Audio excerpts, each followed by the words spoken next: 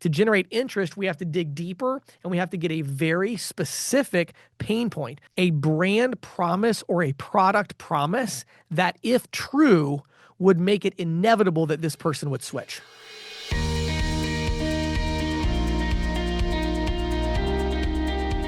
Hey everybody, James Shepard here with another edition of the Merchant Sales Podcast. This one is a special one for me. I have been working on something for over a year, really trying to bring the world of ISO and ISV together. And so what I'm going to do today is just tell you why ISOs and ISVs just don't work well together. And so I've got 6 reasons for that. And so I'm going to dive into that today. And so this will be just a really insightful episode, I think, for many of you that may be kind of watching from the sidelines, or even those of you that are really trying to get these integrated payment deals to work, but it's just not working out. Today, I will explain why and give you hopefully some ideas of what you can do about it to start moving towards the future of what's going to be competitive in this industry. Then after that, Patti and I talk about all kinds of things today. Super interesting stuff. We talk about the class action against, or the lawsuit coming from investors to Fiserve about Clover and how they've potentially inflated their numbers, which they vigorously deny. We talk about some different lawsuits that have been coming. We talk about issues with Plaid and getting data from banks. So just a bunch of really cool stuff today of things that are happening. We even mentioned a new ISO program beta that Square, of all people, is rolling out. So you'll definitely want to check out that as well. So with all that being said, remember that this podcast is sponsored by Nativia. Head over to nativia.com/ccsalespro to check it out. With that being said, let's dive into this episode. In today's episode, I am going to tell you 3 things that ISOs are terrible at when it comes to partnering with ISVs. And I'm going to tell you 3 things that ISVs are terrible at when it comes to partnering with ISOs.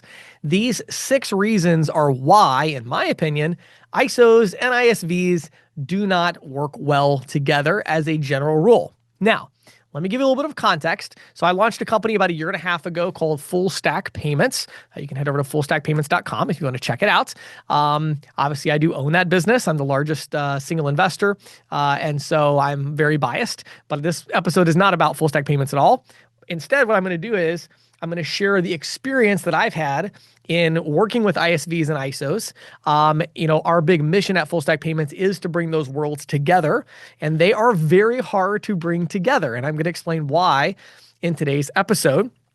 And so what we did is initially with Full Stack Payments, we went out and got a bunch of ISVs, a bunch of software companies to say, yeah, we would love to partner with ISOs and agents. We knew we could go get a lot of ISOs and agents because of the audience that I have. We have a mobile app, the Full Stack Payments app, that agents are able to download, and then they're able to send leads to ISVs, and we're kind of this platform in the middle. So that's the context for that business, right? And so giving you a little bit more context is that previously, for the last 10 years, I was doing a lot of consulting.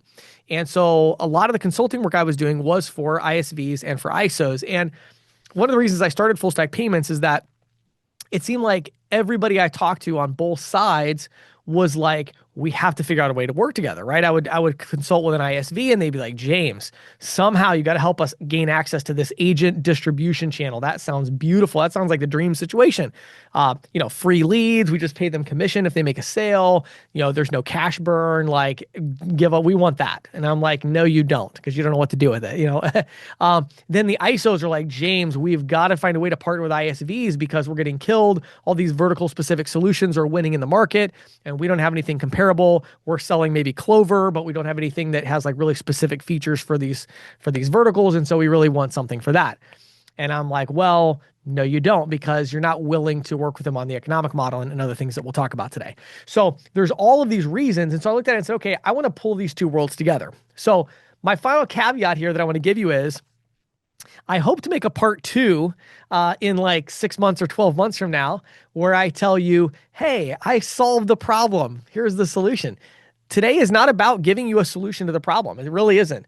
What today is about is I wanted to share the challenges that ISOs and ISVs face in terms of partnering together. I'll give you some thoughts that I have as far as my unvalidated assumptions around how to solve this problem, but this is a very difficult problem to solve. I actually believe that right now it is one of the most valuable problems that can be solved, but it's very difficult to solve. And so I'm going to go through these issues with you.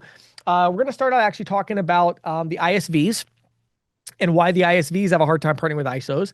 And then I'm going to talk about why ISOs have a hard time partnering with ISVs. And then again, I'll finish it up by giving you some of my thoughts and assumptions around what the eventual solution is going to look like. I'll share some of the traction that we've been able to get with full stack payments and where we have struggled. Okay, so let's dive in and talk about ISVs first. Why do ISVs have such a hard time partnering with ISOs? Well, in my experience so far, in 10 years of consulting and then the last year or so, trying to build a business that brings these worlds together, ISVs struggle with three things. All right, here they are. Number one is creating interest. So if you don't get anything else from this podcast episode, this is probably the most important thing for you to understand because this is the crux of the entire problem, okay? For an ISV, and by the way, I'm going to use CC Storage quite a bit in this podcast, not because I'm trying to promote CC Storage. I'm really not. We're already the fastest growing self-storage software company in the country. The reason I'm talking about CC Storage is because it's an ISV that I own, and it's an ISV that does all of these things pretty well. And so I'm trying to use this as an example. So take CC Storage, right? CC Storage is a software company. We only sell self-storage facility owners software and payments. That's what we do, okay? Now, we have very different channels of where we get leads from. So I want to talk about the difference in these channels because they're very, very different. The first channel is we use Capterra, Software Advice, and Google Pay-Per-Click to generate leads. Now, these leads are coming from people that are searching for a solution. Okay, so this could be a self-storage property. This is usually a self-storage property owner that says, boy, I don't like my software that I'm using right now, so I'm going to go look and search and see if I can find something better, right? So there's this purchase intent that exists that drives them to take action, and then they go and they look online and they're like, oh, they look for best self-storage software management solution. And here comes Capterra and Software Advice, or here comes the CC Storage ad from Google Pay-Per-Click, and they click on one of those. And then the lead comes through to CC Storage, to our sales team, right? We have an inside sales team. So they get this lead, right?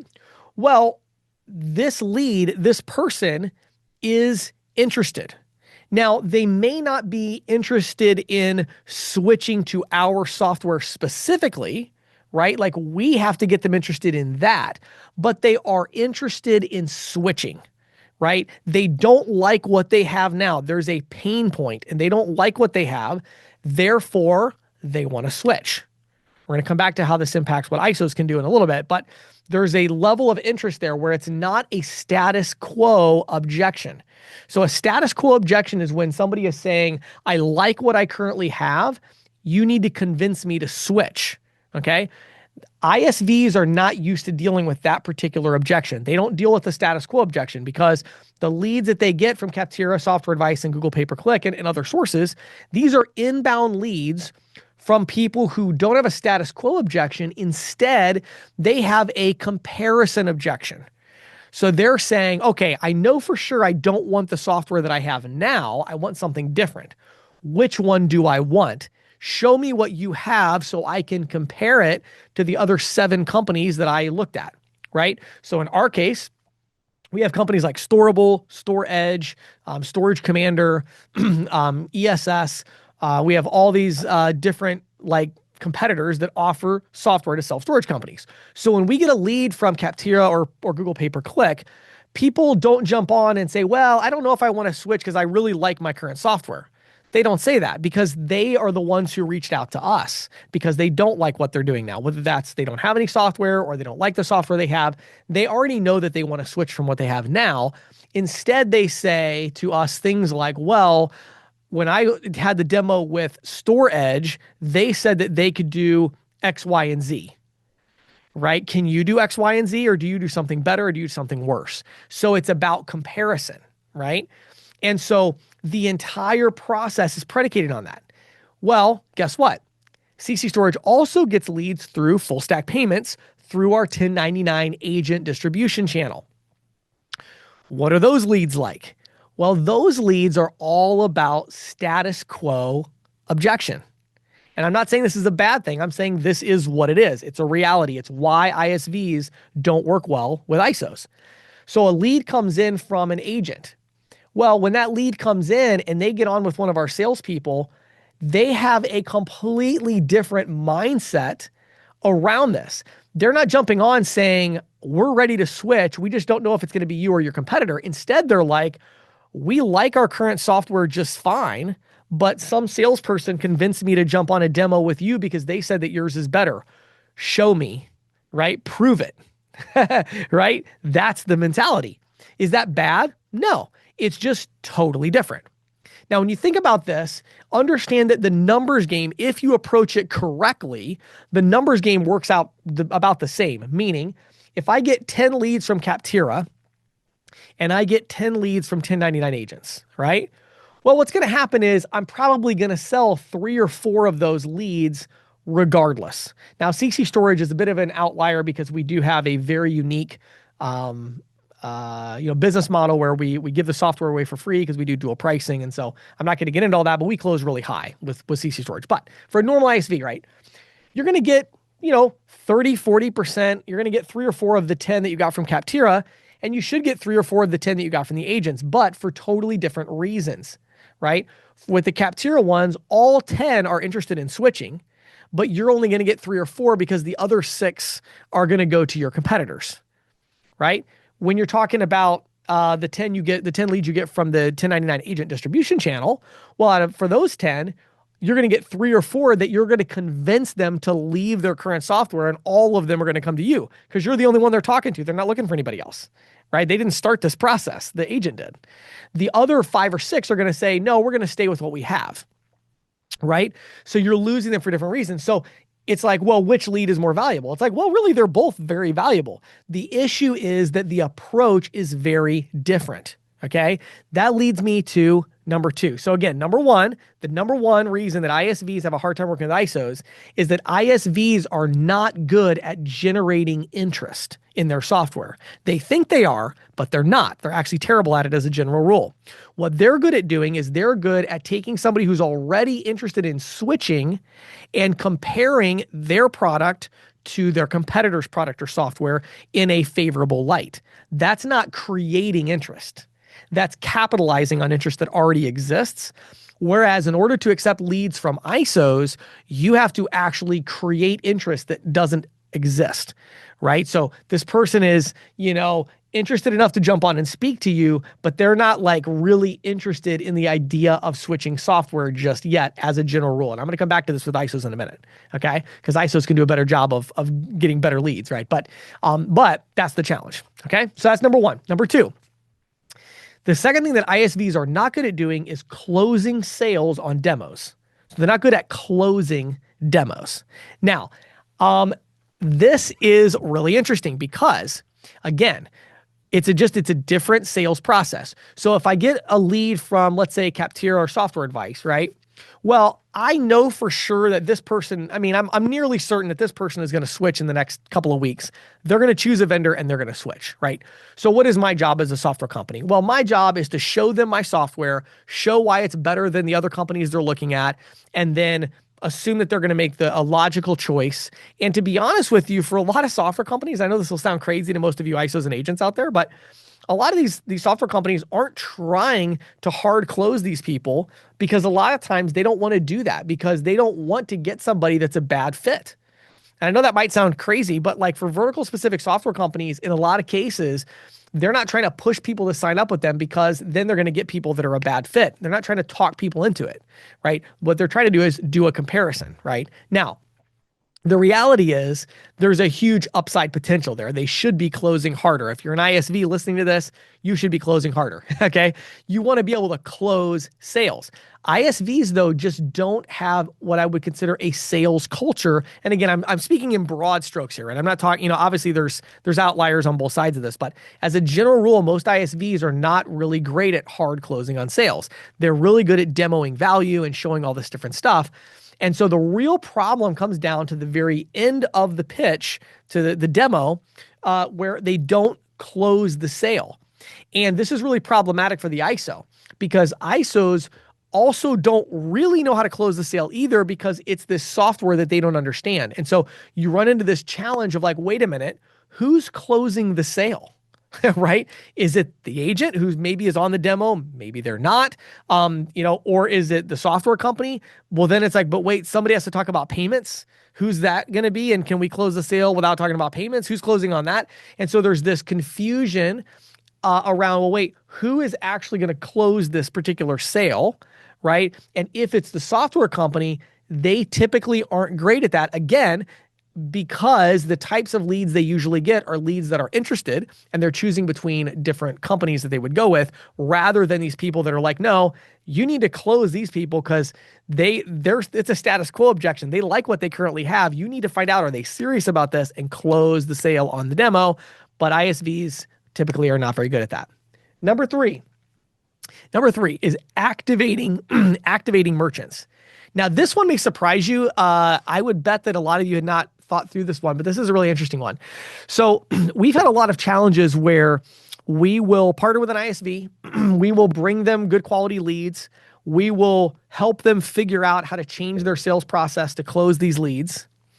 And it's like, okay, good. We solved the problem, right? They closed the sale. We got the merchant account completed and approved. It's like, great. We even sent out the semi-integrated terminal, right? And you're like, wow, awesome. We figured it out. We made a sale. Not so fast. Okay. We've had issues where we've had batches of sales that have come in for a particular ISV and the activation rate's been 35%. Like, that's ridiculous. Like, that's insanely low, right? Like, you should be at 95% or 90% at least. Why on earth would it be so low? Let me tell you why. It goes back to the first reason. ISVs are not good at dealing with these leads that come through that have a low purchasing intent where they're happy with their current solution. So here's what happens. You're dealing with basic buyer's remorse, okay? So let me explain this. So let's go back for a minute and let's assume that I am a self-storage property owner. Let's use the CC Storage example for a minute, okay? If I'm a self-storage property owner and I actually like my current solution, okay? And I think my current solution is fine. I'm doing okay. I mean, I don't hate it. Like, well, then I see a demo of CC Storage. And for CC Storage, we show you how we can have a few extra reports that are really cool. We show you dual pricing, which is going to save you money on your payment processing fees. But it's also a little different because you're going to change your pricing strategy to have two prices, right? So there's a little bit of complexity there. So I see this whole demo and I'm kind of like, okay, and then because CC Storage is good at dealing with these kind of leads, we actually close the sale, right? So we're closing and it's like, okay, you got me to say yes, sure, right? And it's like, okay, well, the next step is for you to complete the merchant app. And I'm like, all right. So I complete the merchant app, I get approved, right? And now it's like, okay, the next step is you need to reach out to all of your customers and tell them that you're now using a new solution and they need to log in there to make their payment. And we need to do a conversion of all your card on file. We need to do a migration of your card over to CC Storage. And let's do that on, right away. Well, what's going to happen? Well, I'm going to put the brakes on because I'm like, well, wait a minute. Hold on. I have a solution that I like. I'm fine. I'm not in a big rush to switch to this new software. I'm fine with what I have. And you're telling me now, wow, there is a lot of work I have to do and oh, okay, I got to switch over it, right? And so what happens is you're dealing with this buyer's remorse, right? Now, does that mean you can't overcome that? No. In fact, with CC Storage, our activation rate, I think is 90, it's 95% plus. It's almost 100%. We hardly ever don't activate them because we've gotten really good at it, but it's different, right? Versus if we get somebody who already, like let's say it comes to Capterra. And when we talk to them, they're like, yeah, we're using Storage Commander and we hate them. Their software is complicated. It's really expensive. We're paying all these fees. We hate it. And we're like, oh, well, with our solution, it's way better. It's streamlined. It's simple. And you don't pay any fees. And they're like, that's amazing. We love it. Yes, we'll sign up. Okay. Well, then what happens? Well, then they get their merchant app done. And then they're like, okay, I've now made the decision of going with CC Storage. And they probably looked at 3 other competitors and they decided to go with us, right? Well, there's no buyer's remorse. They already hate their current software. So they've made the decision to go with us. They chose us over their other competitors. And there might be a little buyer's remorse here and there of like, oh, well, maybe I thought you had this report or whatever. But it's like, as a general rule, they chose us. And so here we go. Let's go as quick as possible because they don't like their current solution and they want to get away from it, right? So here's the interesting thing. One of the reasons ISVs have such a hard time dealing with ISOs, kind of big picture, is that they want it to be the same as what they currently do. They're like, hey, ISOs, just pump some extra jet fuel into our plane, and that's all we want. We want to just be the exact same thing that we have now. Like, we're already getting leads, we're already selling leads. Just give us more leads, and we'll make more sales, and everybody will be happy. Unfortunately, couldn't be further from the truth. That's not how it works. The 1099 sales channel from the payments industry is a new channel, and it requires a totally different way of approaching the sales because they have a lower purchase intent. And so it's very different. It's good because it's exclusive, right? Like, these leads you're getting are not looking at all your competitors. They're just looking at you, but you've got to convince them to leave their current solution. And that impacts how you approach it initially when you generate interest and create interest. It determines the demo, where you have to actually find these pain points and really convince them that they should switch, and then close the sale and get them to say yes. But it even impacts the onboarding, where you have to say, hey, there's some urgency.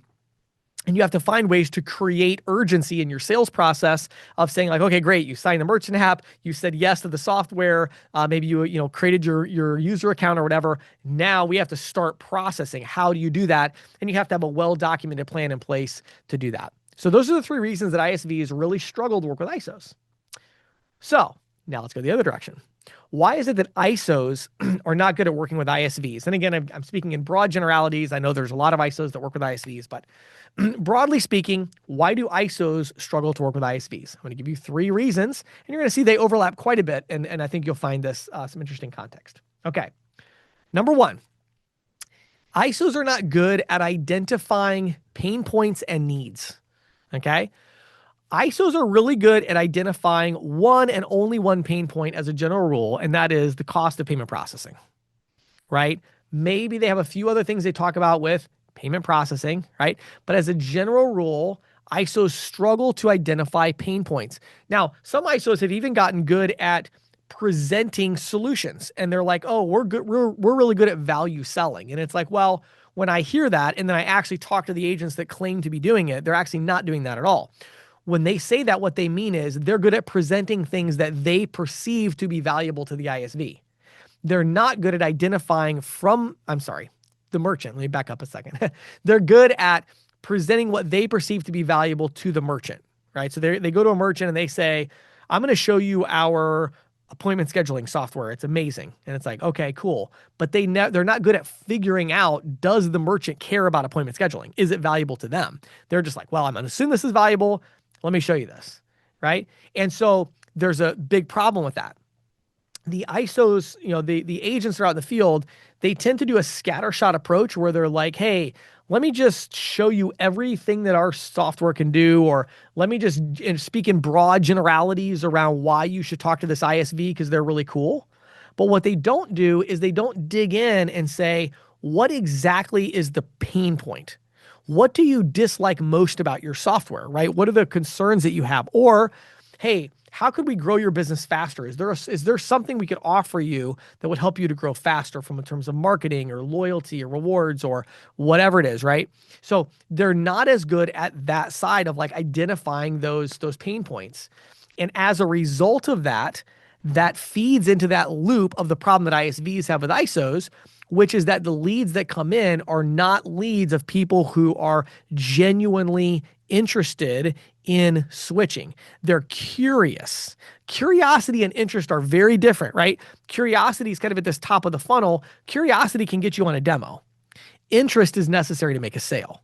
And so what I find is these salespeople that are so good at selling terminals and selling virtual terminals and standalone payments and generating interest there, when it comes to software, they're very good at generating curiosity. They're not good at generating interest.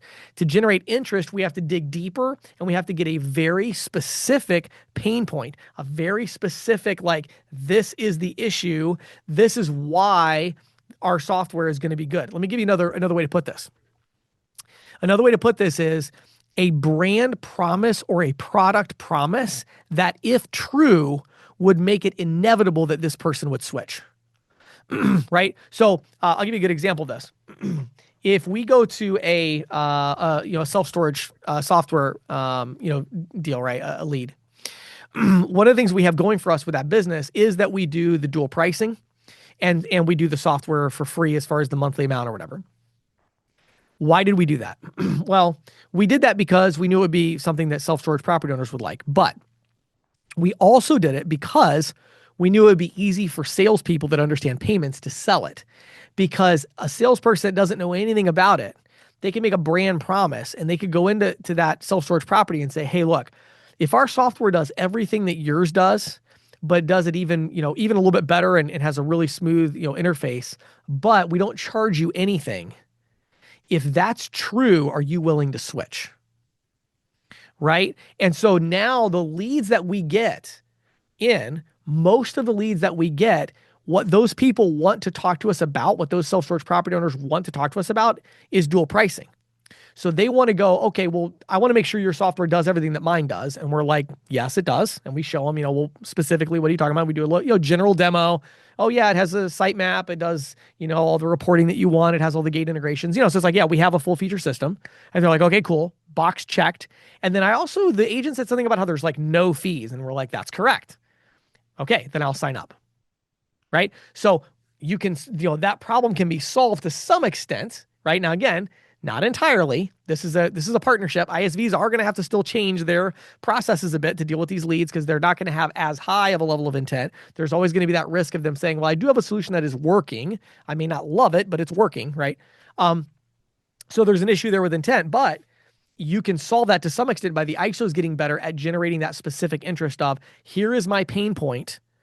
Can you solve it? And more specifically, the agent needs to make sure that before a demo is scheduled, that it's like, I know why this person wants the demo. They have this problem, and I told them that you, ISV, could solve this problem, and they've agreed that if you can solve this problem for them, they will switch to you.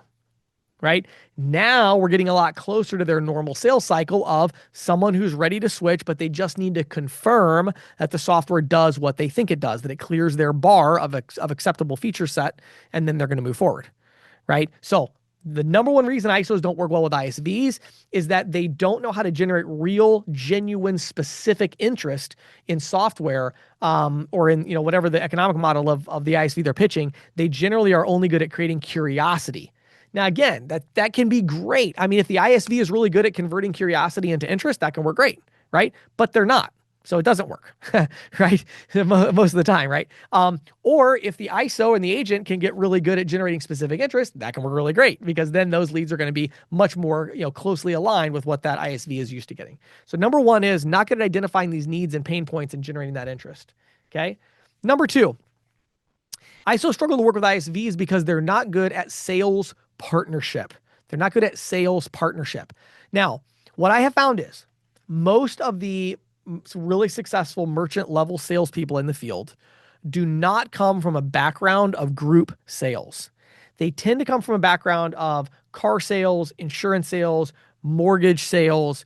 Those are kind of the most common backgrounds to come from, or they'll even come from things like working in a restaurant or working in, retail or something like that. Well, that creates a problem because in order to partner with an ISV, there is a sales collaboration that has to take place. The problem here is if you're an agent and you want to work with ISVs, you're not going to sell their software, not effectively anyway, right? Because you're not an expert. So it's not going to work well. So if you're trying to do that, it's not going to work well, right? Unless you're like, I'm going to pick one software. And I've seen a lot of agents be really successful, by the way, at this model of saying, I'm going to pick one software. I'm going to demo it. I'm going to sell it. I'm going to sell the merchant account. I'm going to make sure everything is good and they're good to go. And then, you know what I mean? That can work really well, but that doesn't work at scale when you have a larger team of people and you're trying to make it work. So if you want to do multiple ISV partnerships, well, you have to have a sales partnership. And so you have to identify roles and you have to figure out who's doing what. By the way, same problem for the ISVs. Turns out the ISVs are generally awful at selling payments. And that's a big problem because then they're trying to monetize payments, but they're not really making very much money because only 15, 20% of their accounts are getting a merchant account with them, right? And so there's a collaboration, right? They need you to sell the payments for if you're the agent, and as an agent, you need the ISV to sell the software. So there's this sales partnership. And as a general rule, ISOs and agents are just really bad at that. They're kind of more the lone wolf. They want to do the whole sales process. They want to be in control. They can be kind of a pain to work with sometimes because of that. So the ISV is like, this is a nightmare because we're trying to do a demo and the 1099 agent keeps jumping in and they don't have any idea what they're talking about. And so there's kind of this like friction where the agent doesn't really know their role, right? Is their role to like just, and it seems to be like there's one of two extremes. There's the agent that sits there passively and never says a word, and they get all the way through the end, and then the agent just sits there while the software person tries to close the sale and fumbles around with it and doesn't know what to do. Rather than jumping in and saying, hey, Susan, I don't know about you, but that was a really impressive demo. Are there any other questions you have? No. Okay, great. What are your thoughts? Because I know we'd love to move forward together. You need to do that. Like that, you got to do. You're the salesperson, right? And so you want to jump in at that point. Or we have the salespeople. The other extreme is the ones who, you have the ones who just sit there and do nothing. And then you have the ones that like pipe up and say something every 10 seconds and they have no idea what they're talking about. And they sound like idiots and they get in the way of the ISV. Neither of those is going to work well, right? If you want to do well with ISVs, you got to have that balance. So it's a sales partnership, and that's just a core competency that agents and ISOs in our industry just haven't developed very fully yet. And again, speaking in generalities, I know many of you listening are like, well, hey, I know how to do that. Good for you. But as a general rule, it's something that ISOs and agents struggle with. So number one is identifying pain points and needs and generating that specific interest. Number two is sales partnership and kind of a collaborative sales process and sales flow. And then number three is project management. So let me explain to you, agent and ISO, let me explain to you what your role is if you want to be successful partnering with ISVs. Okay, you ready? Here it is. This is your role. Well, I guess I was going to say two things. I'm going to add a third one to this. So number one is creating a smooth, seamless, super easy integration process for the software company. That's like 1, 2, and 3. You're not going to get anywhere if you can't do that. We do that at Full Stack Payments already. And so our partners, we already have all these ISVs that have integrated. So let's say you've got an ISV that's integrated. Now there's two things you got to do. Okay, only two. The first thing that you have to do if you have an ISV partnership, right, is your job is to get the merchant account approved. That's number one. Okay. ISVs are not good at selling payments. They're not good at dealing with payments underwriting. They don't understand that as a general rule. That's your job. You need to sell payments. Okay. Number two is you need to make sure that prospect stays in contact with the software company. Okay. That's it. That's your job. Sell payments and keep them in contact. Sounds simple, right? But it's not. These are two very difficult things. They're probably two of the most difficult parts of the process because the payments piece is hard. It's like, well, when do you close the payments? Well, it depends. Sometimes you're going to be able to get the payments deal before they even do the demo because it's a simple software and they're going to sign up. Most of the time it's after the demo and then you got to get them to sign the agreement there to do the payment processing. So you got to get that done, go through all the normal underwriting and all that stuff. But the second part of it is really hard, which is keeping them in contact. And that's you being the project manager, okay? Project manager role. Again, what I see from ISOs and agents is typically they have these kind of two extremes. Extreme number one is they want to take total ownership. And so they want to dive in and they want to just figure everything out for the merchant and all that. And they can end up getting in the way because it's like, well, the merchant needs a direct line of communication with the ISV. You can't be threatened. If you feel threatened by them having that relationship, then you're partnered with the wrong company, right? That's scary. Like, don't partner with a company that's going to steal your merchant account or whatever. But if you have a real partnership with a software company, then you want to encourage the client to have a direct line of communication with the software company. You're not going to be able to do all of the data migration and like set up their menus or whatever. You need to let them, have that partnership to get that done with the software company, right?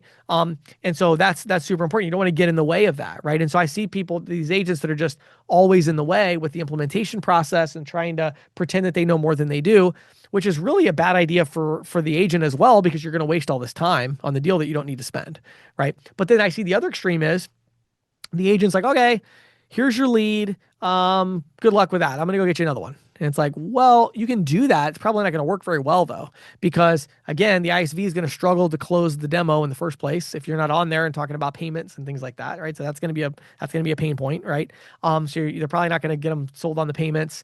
That's an issue. But the second thing is, we need somebody that's like the ISV needs somebody that's in person or able to reach out on a regular basis and say like, hey, how's everything going? Or you get something from the ISV. And this is why our mobile app, we've done a lot of work on it to streamline communication to make sure the agent is in the loop on like every communication between the merchant and the ISV. Is like, you need to know and you need to be reaching out. Hey, I noticed that you haven't talked to the software company in 3 or 4 days. Are they, it looks like they're waiting on you sending them their menu. Do you want me to drive by today and grab that menu and send it over to them? You got to jump in there and you're trying to keep that flow of communication going and have that contact, right? Okay. So hopefully now you've got a picture in your head of why it is hard for ISVs to work with ISOs and vice versa, right? What do you do about it? Right? What do you do about it? Well, again, as I said, this is still a work in progress for me. A couple of just thoughts that I've had, and I'll kind of fill you in on some things we're doing at Full Stack Payments. So one of the things that we found is initially we tried to take the entire sales process out of the hands of the agents and of the ISVs, and we took that internal. I even have a whole inside sales team that was kind of taking the lead, doing the demo, closing the sale. And what we found was that actually that's not the most effective way to do it. What it seems like is more effective is, and you're going to see this from Full Stack Payments here within about 30 days, we're going to actually start having the agent have the ability to do their own merchant applications. So before it was like, hey, the ISV is running with the sale. They're sending out the link for the merchant app and all that, and which made it a lot easier for the API integration for underwriting.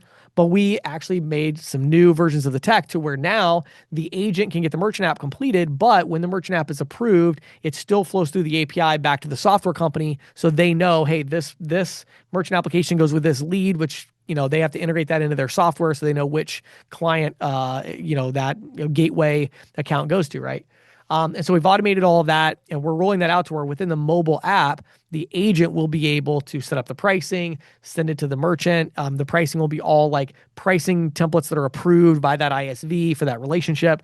And so trying to really streamline that communication is going to be crucial because the agent does need to be the one that's talking about payments and that's getting the merchant application approved. The second one I already talked about, we're doing a bunch of new feature builds to really streamline that communication so that the agent is always in the loop and the ISV is always in the loop. We've done a good job of making sure the ISV is always in the loop by making sure that anytime the agent talks to the merchant or whatever, they can just add a note in the app and it sends an API call to the ISV and to their dashboards. And most of them have it plugged into like HubSpot or Salesforce or whatever they're using on their side. So their team can see, oh, hey, the agent talked to the merchant, or whatever. But we're going to do a better job of pulling it back the other direction. So the agent can also be in the loop on like, hey, this merchant's going active, or they had a question, or they talked to somebody or whatever. So we've realized that having that hub in the middle, you've got to make sure that the communication is flowing both ways so that there's that true collaboration and partnership there, right? Those are really, really important. The third one that is still a work in progress that I'm doing now that I haven't done in the past, I was kind of kicking myself for, is we're going to generate a lot more resources for both ISVs and ISOs that are part of the Full Stack Payments community to make sure and educate them and, let the ISVs know, hey, when you get these leads, right, they are going to be different. Here are 3 videos you should have your salespeople watch to help them understand that these leads are different and how to approach them. Same thing for agents. It's like, hey, when you're selling an ISV deal, it's very different than going out and selling a standalone terminal. Here's how it's different. Here's how you should approach it. So we're working on creating those training resources, which obviously is my specialty. And so haven't done that yet. And so that's a work in progress for us the rest of this year. And so we're really excited about it. We have some new partnerships coming out with Full Stack Payments. One of them is a field services company we're going to roll out here in a few weeks. I'm really excited about a huge company, big partnership. And that's the first company where we're going to try this new approach where the agents are going to be able to do their own merchant apps. They're going to partner more directly with the software company as they do the demo. So we're still toying with it and we're still playing with it and trying to figure out the right approach. It's a process. It's a work in progress. Again, I hope to do part 2 here in 6 or 8 months, maybe a year, and be like, hey, here's what we figured out that's really gaining traction for us. So, so I just wanted to kind of share some insights with you. Couldn't be more excited about Full Stack Payments. We have a bunch of things going on right now, doing a lot of deals and definitely got a lot of traction there, but not as much as I want with these individual partnerships as we've seen this friction that's come. And so we're going to be doing a lot of really cool things. I've got a huge project I'm going to announce in probably 60 days that's going to be massive. And so I'm really excited about that. A couple of big deals in the works there. So we have a lot of stuff going on, but I wanted to take a step back and just kind of like write down my thoughts and my observations so far and just share them with the industry because I'm hoping that many of you will take these insights, figure out your own solutions to these problems and start to implement them with your ISO or your ISV. And if you do so, I wish you great success. My name is James Shepard. Thanks for taking time to listen to me ramble about my business today. Wishing all of you great success and hope you have a fantastic rest of your day. Payments can be a litigious business, James, as this week's reporting shows. First up, a federal district court judge in North Dakota has struck down the Federal Reserve's rule capping debit card interchange. Yeah, I saw that. Yeah, he stayed the decision. In other words, he put it on hold until the Fed has an opportunity to appeal. But this is pretty significant.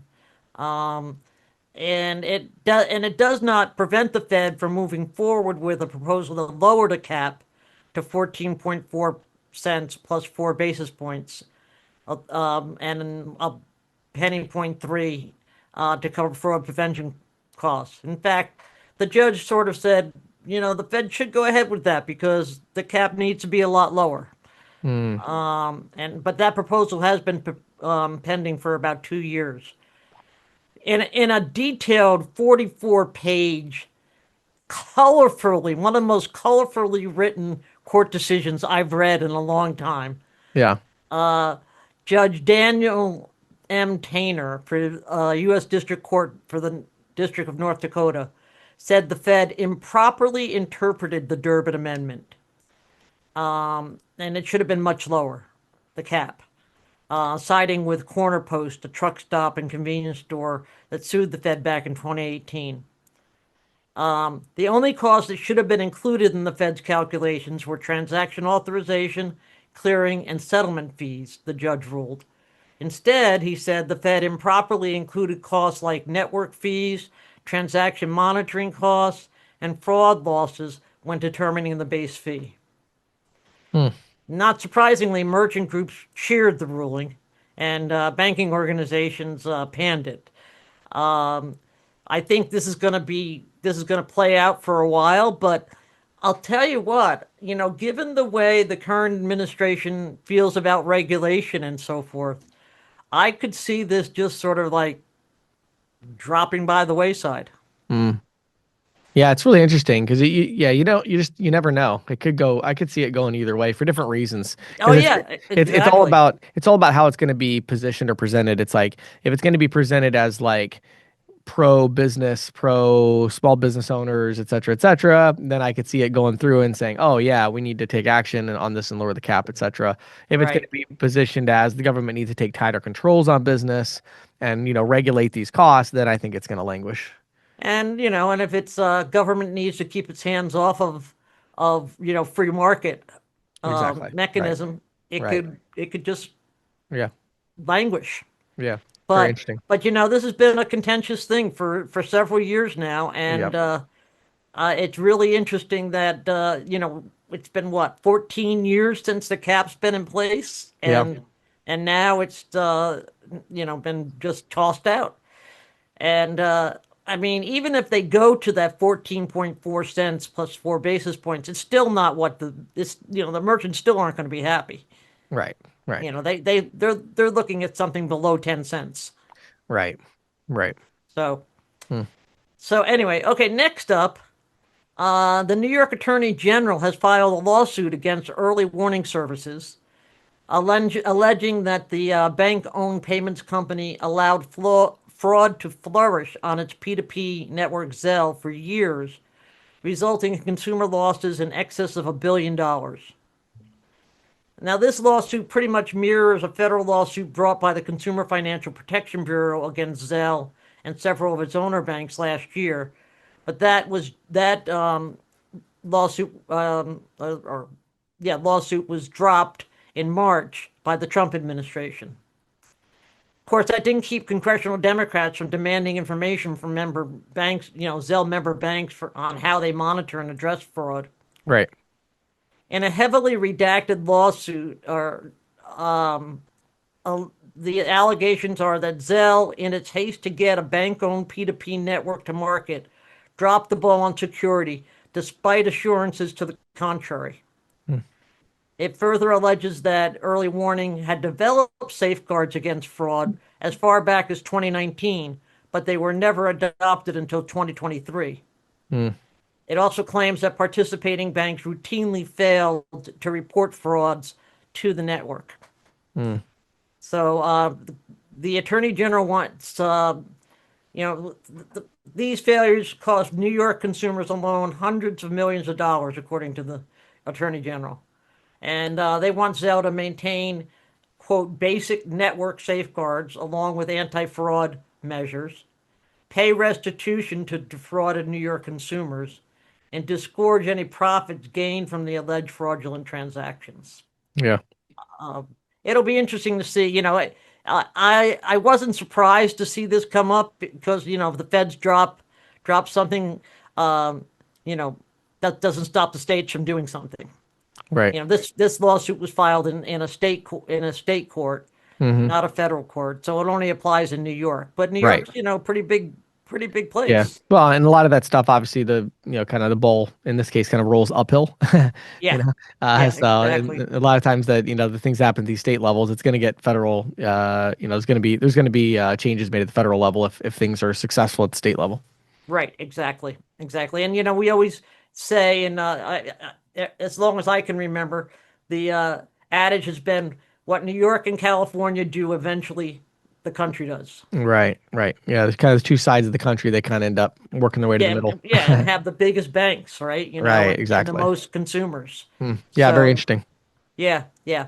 So I don't know if you heard about this other one, but Fiserv and its key executives are facing a class action suit. Oh, I heard all about this one. Yeah, this is an interesting one, alleging that it misled investors about the growth of Clover, its POS platform. It's being spearheaded by the City of Hollywood police officers retirement system Right. and alleges that forced conversions of merchants from Fiserv's Pay Easy platform to Clover led to artificially inflated revenue growth and gross payment volume for Clover while hiding a slowdown in new merchant acquisitions. Right.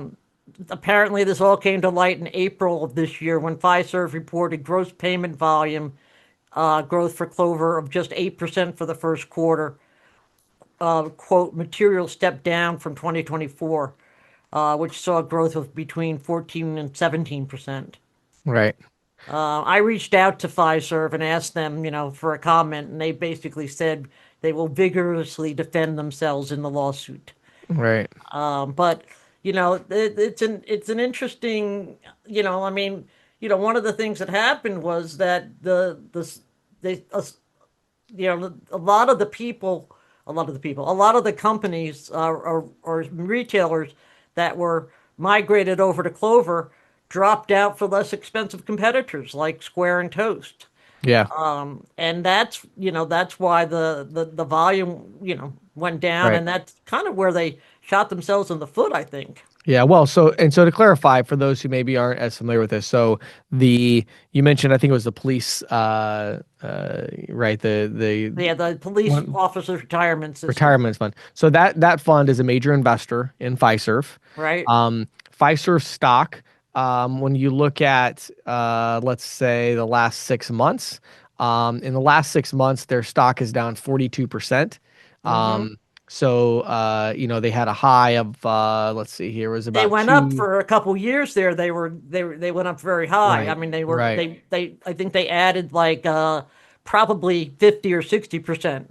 They did. And even over the last 5 years, they're up 33% still. But what's happened is what this lawsuit is claiming is that the reason that their stock price hit, $260 at one point, I think, the reason that their stock price was so high is because they were showing this growth in Clover. Clover obviously has been hugely successful, but Right, they were, the claim is that they were inflating these numbers and saying, hey, they took merchants that were actually already Fiserv merchants on a different platform, moved them to Clover, and then right. claimed that these merchants were like new New merchants. merchants. When in fact, Fiserv already had these merchant accounts, they were just moving them over to the Clover platform, and so that's the claim. And so then what happened was, as I understand it, the volume numbers came out and the investors were like, wait a minute, if you had actually added all those customers, the volume, would have grown faster. Right, And they started to realize like, wait a minute, something's a little bit off here. So again, Fiserv, as you said, is vigorously denying this. I mean, I read the denial. It didn't actually say that they were denying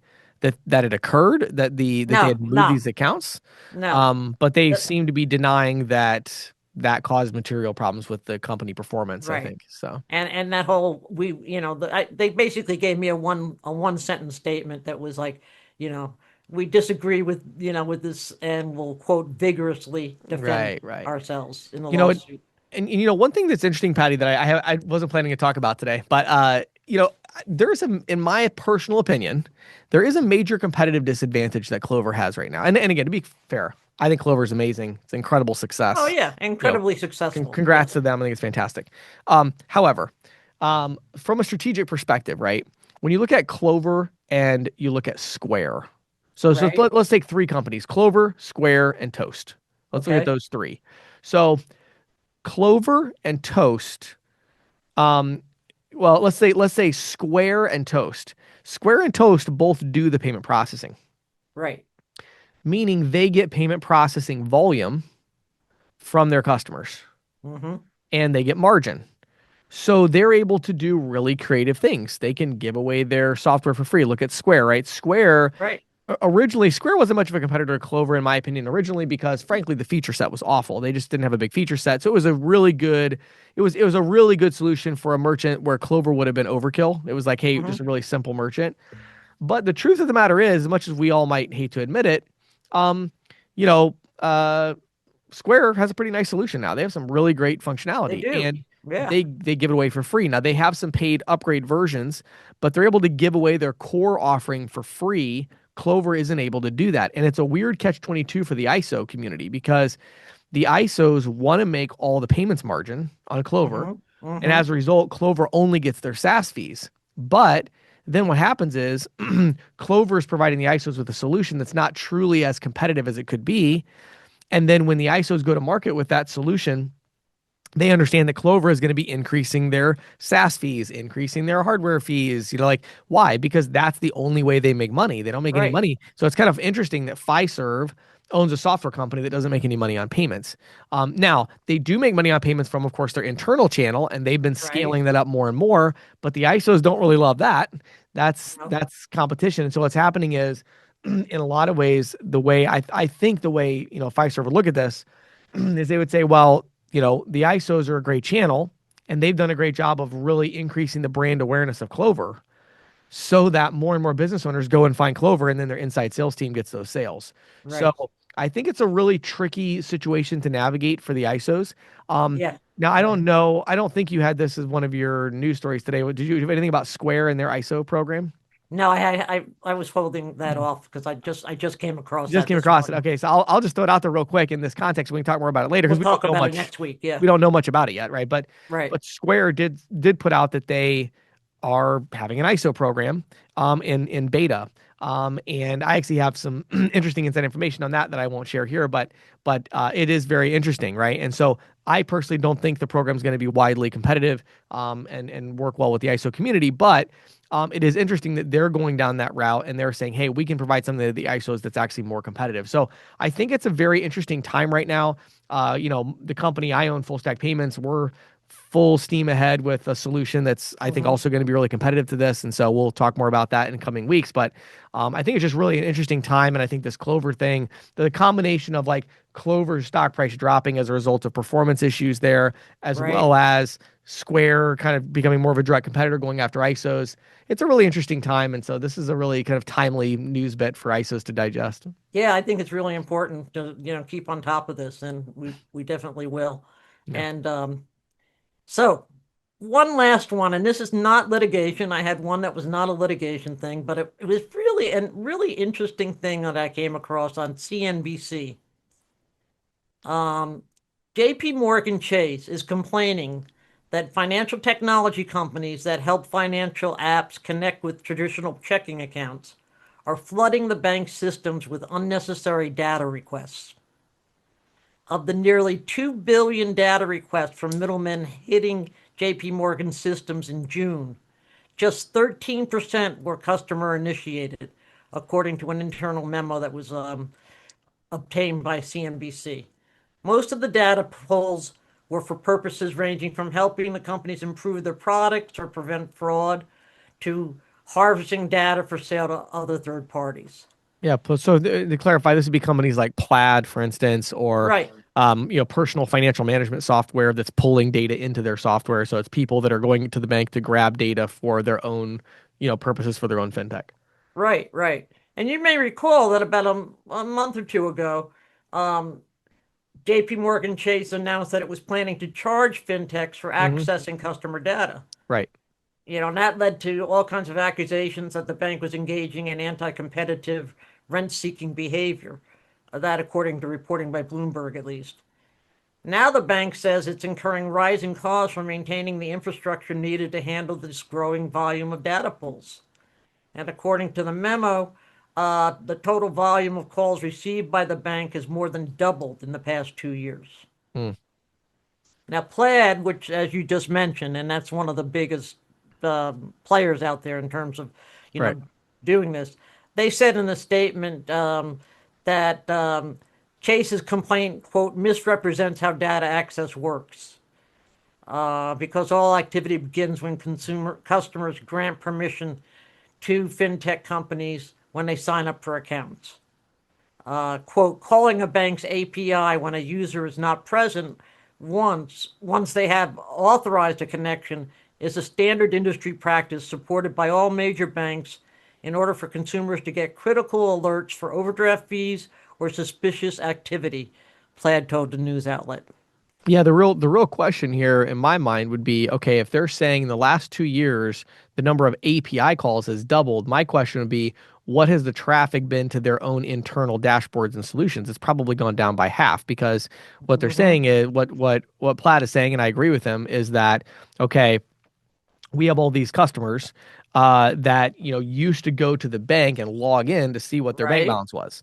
right, Now they go into an app on their phone that's made by somebody else, and that app uses an API to get the same information. So right, for the bank to claim, oh, we have this huge infrastructure we have to maintain now, it's like, no, it's just that instead of customers going directly to you to get their data, they're going to third parties. And right. so it's coming via API call rather than a direct login. But as a general rule, a direct API call is actually going to be cleaner and require less infrastructure than a dashboard that people are using. So Is that that I don't understand? Can and just explain that? Would yeah, so you? think of it. Because So think I of it don't. this way. Yeah, so think of it this way. If I own a software company, which I own many, right? So these Right. software companies, it's like if somebody's going to come and they want to log into my system to see their information, then I Mm-hmm. have to maintain a dashboard. I have to maintain web pages. I have to maintain design of how the page is going to look. I have to maintain, all of that. If Right. instead they're going to go to a third party and they're going to get the information from me with an API call, then all Okay. I have is this little snippet of data that I have to pass directly to them, and then they have the web page, Okay. they Okay. have the design, they have the maintenance of the login, so Right. it's actually a much simpler It's a infrastructure to simpler, say, yeah, and it yeah, saves you, right? absolutely. Yeah, yeah, Absolutely. So to me, it's like if you can, at the end of the day, the question is like, are you making less money? I would imagine that what Chase or these other companies or JP Morgan, I would imagine what they're really getting their feathers ruffled about is that probably when people log into their dashboard, that's where they see things like, hey, you should get your mortgage from us, or you should get a right. home equity line. Sure, So I sure. think it's probably more about they're not there's not actually an increase in cost. What's Right, happening is they're losing connection with their customer, which they right. want to use to be able to increase their revenue. And I think that's probably what the fight is actually over is all that's now going to the fintechs. Yeah, and also, of course, the fintechs are saying, hey, by the way, your mortgage is, 9.5%. We can help you find something Exactly.